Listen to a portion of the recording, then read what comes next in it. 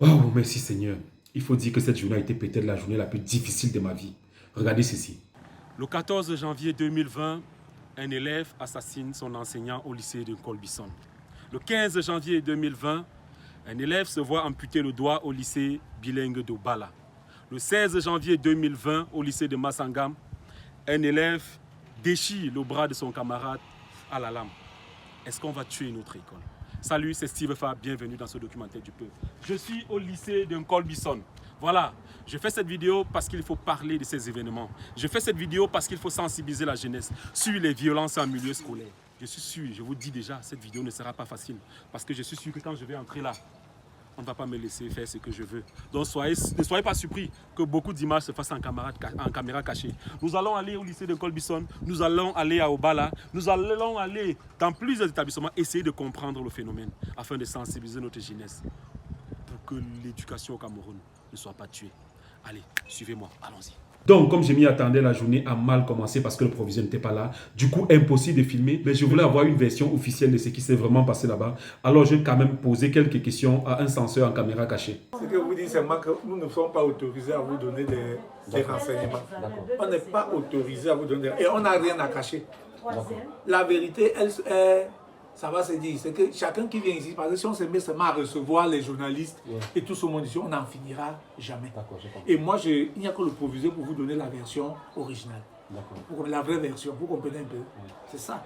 Donc, ce que vous savez, vous savez déjà que c'est un élève d'ici, on n'a pas à cacher, ce n'est pas une information à cacher, c'est un élève d'ici et c'est un enseignant qui enseignait ici.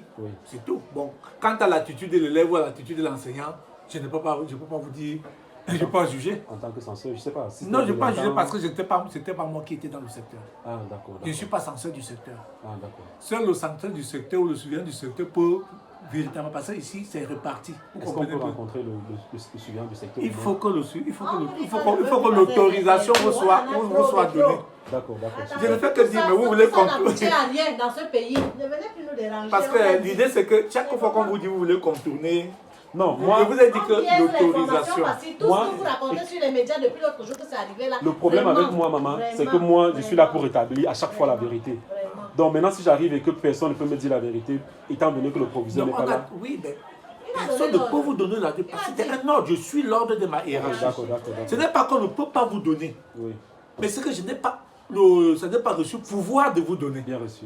C'est clair. Je pense que nous parlons français. D'accord. Vous avez donc compris que c'était impossible d'avoir une version officielle. Mais avant de partir, je suis allé vers certaines enseignantes pour m'enquérir de l'état d'esprit de celles-ci. Je dis maman, est-ce que maintenant là ça vous fait peur? Un peu. Est-ce que ça vous peut faire peur d'enseigner et tout? Un peu. Je ne sais même pas tout ça peut filmer. Il dit même pas forcément enseigner. Même quand tu vois même 5 enfants même circuler maintenant, tu as même peur. Moi, je suis avec eux constamment. J'ai peur. Vous pouvez imaginer que l'enfant quand peut tuer. Que tu peux tuer? Celui de la 6e, tu ne sais pas. Moi, quand je circule maintenant avec eux, J'ai commencé à menacer un enfant qui n'a pas reçu un document. Je les respecte maintenant. Moi, je les respecte. Un enfant, moi, je te vois la bibliothèque. respecte. Laisse-les en prendre les livres, ils ne ramènent pas. On doit aller après eux pour qu'ils les ramènent. Quand tu vas parler fort, l'enfant va sortir de côté, il va dire que tu cherches lui. Non, maintenant là. Donc vous vous sentez vulnérable. Même quand je sors là, et les enfants même le savent. Ils disent qu'ils ont des peur. Ils savent. Il y a le professeur de français qui enseigne dans la classe. C'est un ami. Il me dit qu'on a dit que lui là, on va finir avec lui. Un professeur qui a dit qu'on doit se finir avec lui. On a dit que les élèves ont dit qu'ils vont finir avec le professeur de français. Vous pensez qu'est-ce qu'il faut faire? On est désarmés. On est désarmés. les parents ne causent pas avec les enfants. Les enfants disent qu'ils n'ont pas. Non. Vous avez l'impression que le problème c'est quoi? C'est les enfants ou bien c'est les parents ou bien c'est les enseignants? Donc, il faut dire qu'après le lycée de Colbison, le cap a été mis sur Obala. Nous sommes au lycée bilingue d'Obala où les événements que vous connaissez ont eu lieu hier. Donc apparemment là, il y a une cellule de crise là, qui a été mise sur pied avec le sous-préfet et les autorités militaires et de la police. Donc on va essayer d'aller là-bas, essayer de comprendre véritablement ce qui s'est passé hier. Donc, quelques temps avant notre arrivée, une fouille systématique avait été faite et plein d'objets dangereux ont été retrouvés dans les sacs des élèves. À ma grande surprise, j'ai vu un parent qui est venu gronder parce qu'on a fait asseoir son enfant au sol. Et son enfant avait quoi dans le sac, devinez? Une bouteille de bière. Vous calmez, vous posez votre problème à notre façon. D'accord? Hein? Tu es entré dans le lycée là. Je ne suis pas ok. Voilà, maintenant, je t'explique quelque On peut chose. filmer mon enfant, on peut faire n'importe quoi, garçon, mais pas la fille là. Non, Pas écoute à la un peu, fille. Écoute, la fille n'a pas de problème. La fille a essayé de couvrir son frère. Et l'enfant là a pris la bière au matin, je ne savais pas que je croyais qu'il partait servir un client. Je ne me cache pas, c'est pas que je connais tout ce qui passait porter. C'est sa maman qui est au bas. Mais je ne suis pas en train d'extrapoler. Vous la prenez, c'est elle qui m'appelle. La mère de l'enfant n'est pas ici à côté. Je voudrais savoir maintenant, qu'est-ce qui me prouve que vous êtes le parent de cet enfant? C'est bon. Et quand la mère m'appelle là pour intervenir, la mère m'a dit. Mon frère, calme-toi, c'est bon, calme-toi. Calme-toi.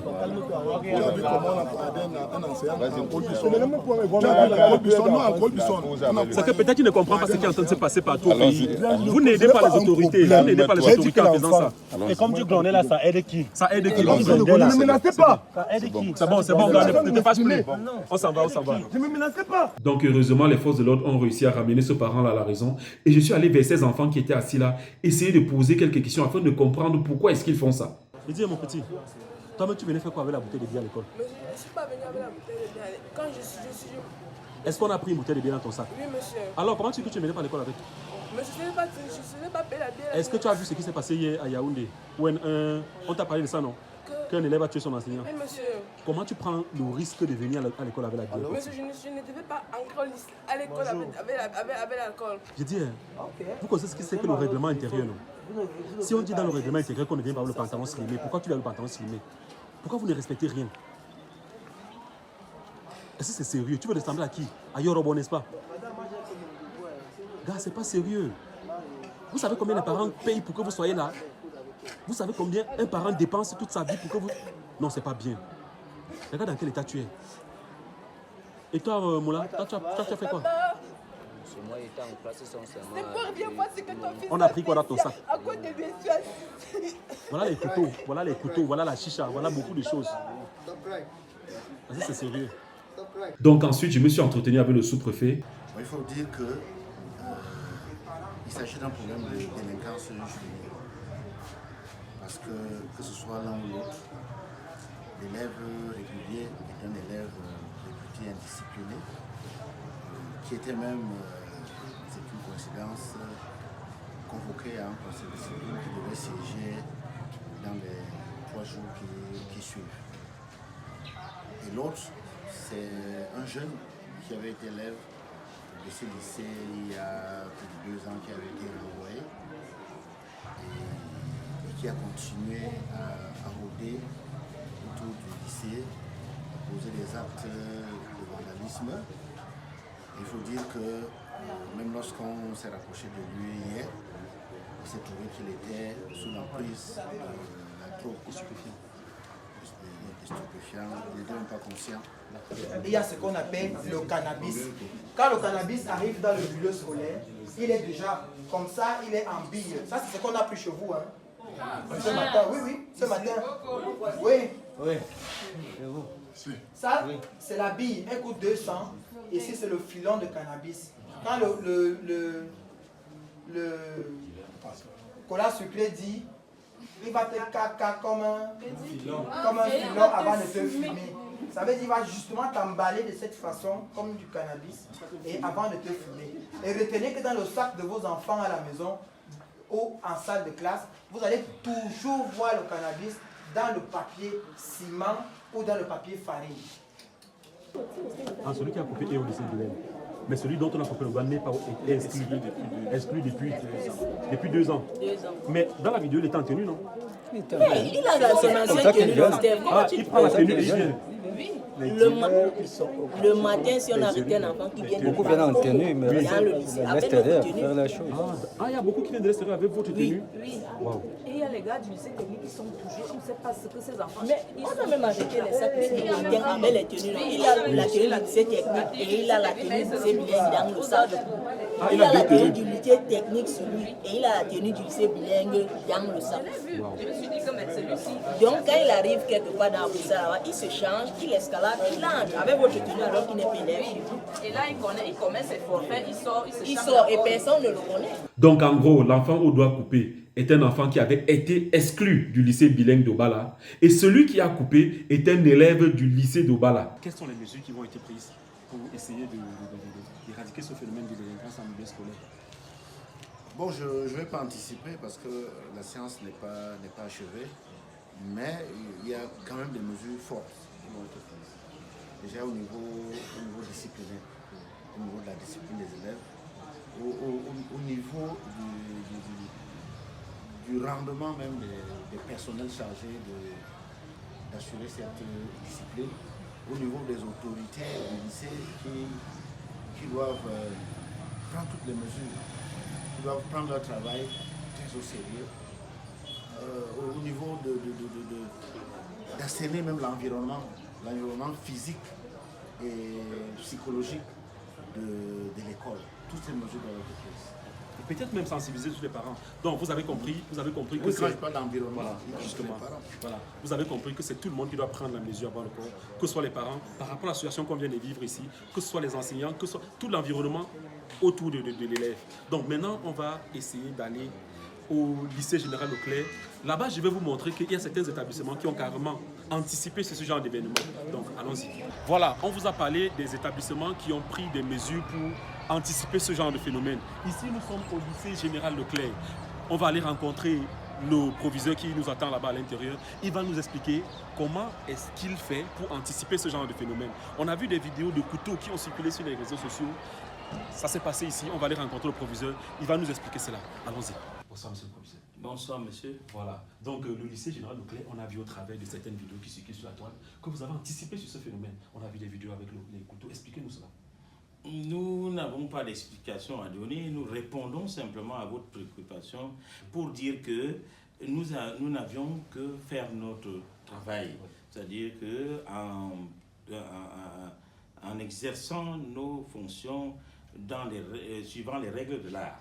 C'est pour cela que depuis la rentrée, nous avions trouvé qu'il était nécessaire de procéder au lycée général Leclerc à la prise en main des élèves au quotidien. Je suis au portail moi-même avec les censeurs et les surveillants généraux pour accueillir les élèves. Tous les matins. L'objectif, tous les matins. L'objectif ici, c'est d'enrayer le phénomène de retard, de flânerie et de déperdition scolaire pour inculquer aux apprenants à nous confier la notion de ponctualité et d'assiduité. C'est dans le cadre de cette phase de notre métier que nous avions découvert des poignards dans les sacs de nos élèves. C'est ça que nous avions mis au pilori quand la CRTV est passée nous interviewer. Maintenant, ce que nous avions dénoncé, parce que nous avions été coactifs, semble coïncider avec l'actualité de ce jour. Pour dire que le phénomène est réel, mesdames, messieurs, des encadreurs, des chefs d'établissement devront nous serrer les coudes pour y remédier. Bonjour les amis. Merci beaucoup. Voilà, qui me connaît? Je m'appelle comment? Voilà. Vous savez pourquoi je suis chez vous, je dois avec monsieur le proviseur? Parce que j'ai des élèves comme vous et il y a une situation qui est en train de me querer.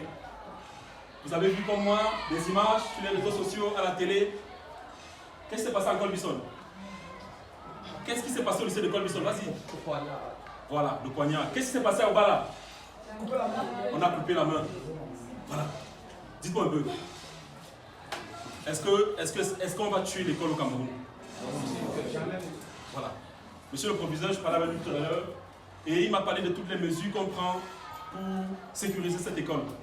Est-ce que vous, dans vos têtes là, est-ce que vous prenez ça à sa juste valeur, ce qu'on fait là, pour que justement vous ne vous retrouviez pas dans la situation là? Parce que rendez-vous compte, celui qui a poignardé là, vous savez que ça vient finir comme ça, non? Est-ce que des actes comme ça vont nous empêcher de rêver? Je suis sûr que parmi vous, tout le monde veut être médecin, je ne sais pas, enseignant, machin. Est-ce que ce genre d'acte va sceller notre vie pour de bon comme ça? Moi, je ne veux pas trop parler, hein. Vous avez vu. Et vous savez à quoi ça va nous mener. Les histoires on parle des passeurs qui passent le chanvre et tout. Vous fumez le chanvre. Moi, je connais, j'avais des amis qui fument le chanvre comme ça. On blaguait avec les couteaux et tout. Mais dès que tu poignardes quelqu'un, au départ, c'est la blague. Mais après, c'est tout le monde qui t'abandonne. C'est ta vie qui est foutue comme ça. Moi, je suis juste venu vous dire ça. J'ai choisi cette classe parce que vous êtes d'abord très beau et bien applaudissez pour vous.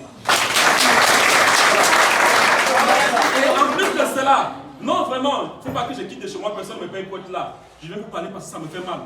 J'aurais mal si j'apprends qu'un élève du lycée Leclerc se retrouve en prison pour la vie. Parce qu'il a blagué avec un poignard, parce qu'il a fumé. Et pour ça, vraiment, pour vous parler, j'ai appelé quelqu'un. Pour vous montrer que je suis sérieux, pour vous montrer que je suis un bon grand frère. Je suis venu avec quelqu'un qui va vous dire un mot. Grand Bara! Je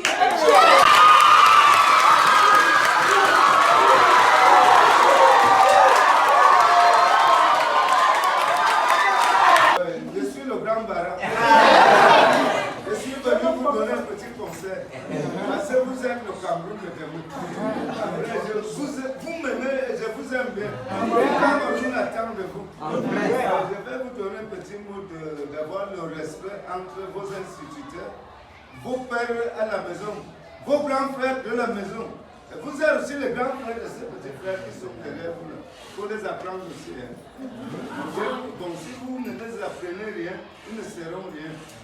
Bon, si vous écoutez monsieur le proviseur, vous écoutez vos professeurs, tous vos instituts, tout le monde qui est devant toi, il faut l'écouter. Qui est devant vous, soyez docile. Après, on va dire que quoi?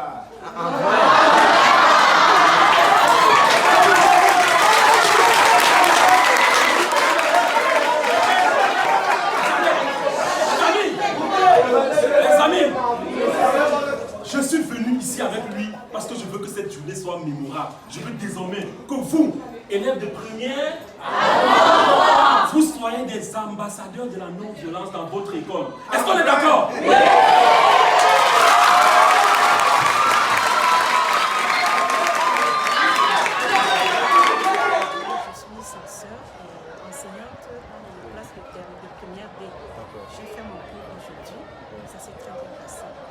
Donc on ne va pas laisser la violence tuer l'éducation au Cameroun. Alors madame, are you afraid about this violence? It's not a virus, but I'm not afraid. You know, I'm not afraid at all. It's just that it was sad, very, very sad, heart-wrenching. It made me cry. But I thought this morning in Second Espagnol too. I taught an English language lesson to prove to students that no matter what happens, we can continue life in serenity. Donc, vous comprenez tout doucement que malgré cette violence, malgré tout, il ne faut pas qu'on tue l'école au Cameroun. Il faut que les choses continuent normalement. Merci madame. La peur des enseignants est normale, mais la peur ne signifie pas arrêt des activités. Nous en appelons, n'est-ce pas, à la continuité de l'activité pédagogique, que nos enseignants rentrent dans les salles de classe et qu'ils comprennent qu'ils ne sont pas seuls, que nous sommes là pour les soutenir, pour garantir la sécurité. Ils doivent travailler. C'est une histoire, c'est un moment de l'histoire de l'éducation dans notre société. Nous pensons que cette étape, nous allons la dépasser pour aller vers les lendemains meilleurs. Ok, vous avez compris qu'on ne va pas tuer l'éducation au Cameroun. Et comme le lycée général Leclerc, il y a certains établissements aussi qui ont été avant-gardistes et qui ont pris des mesures. Ici au collège Ouagué par exemple, des mesures ont été prises pour anticiper ce phénomène. Alors, monsieur le principal, bonjour. Bonjour. Voilà, je suis le principal du collège Ouagué. Alors, ici chez vous, quelles sont les mesures qui ont été prises pour anticiper? Parce qu'apparemment ici, vous avez anticipé ce phénomène-là. Effectivement, nous avons anticipé à travers l'installation des vidéos de surveillance, des caméras, aussi bien à l'entrée du portail que dans le couloir du bâtiment, et puis dans certains salles de classe cibles.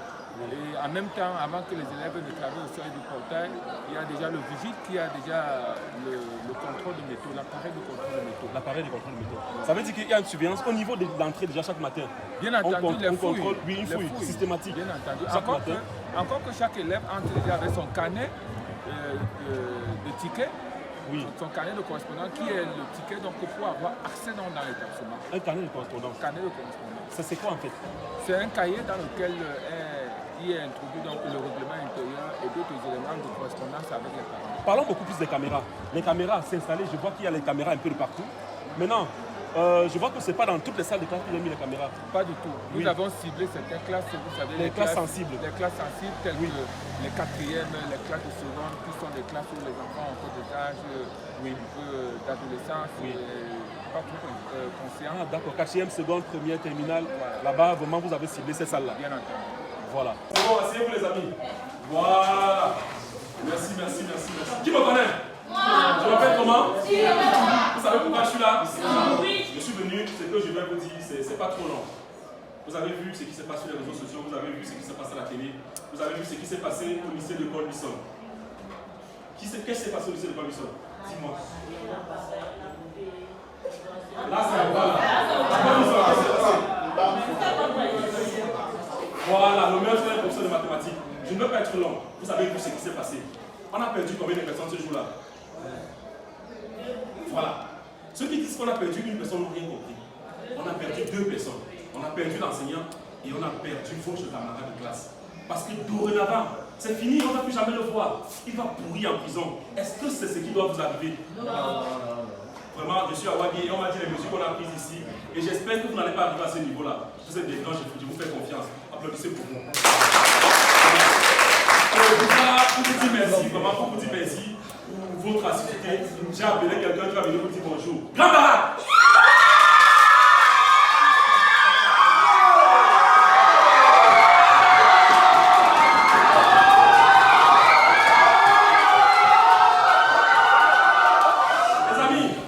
Les amis, j'ai pris la peine de venir au Grand Barak pour que ce jour reste gravé dans vos cœurs.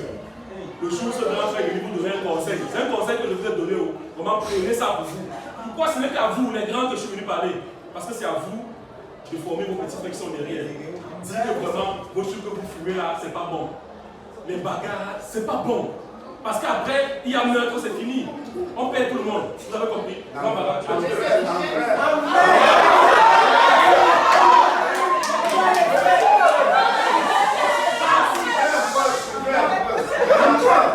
Ouais, bonjour mes élèves. Bonjour. Ouais, je suis votre grand-père. Ouais, je suis le Grand Barak. Vous donnez des conseils. Donc, laissez les mauvais rangs. Quand vous partez au bord des rivières. Bon, vous marchez sur les lignes droites. Parce que les lignes justes là, c'est la même ça remporte de mauvaises choses. Si vous ne faites, si vous voulez, vous faites. Si vous ne voulez pas, vous laissez.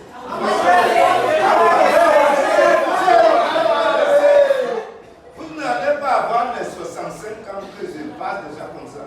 En vrai. Il faut respecter.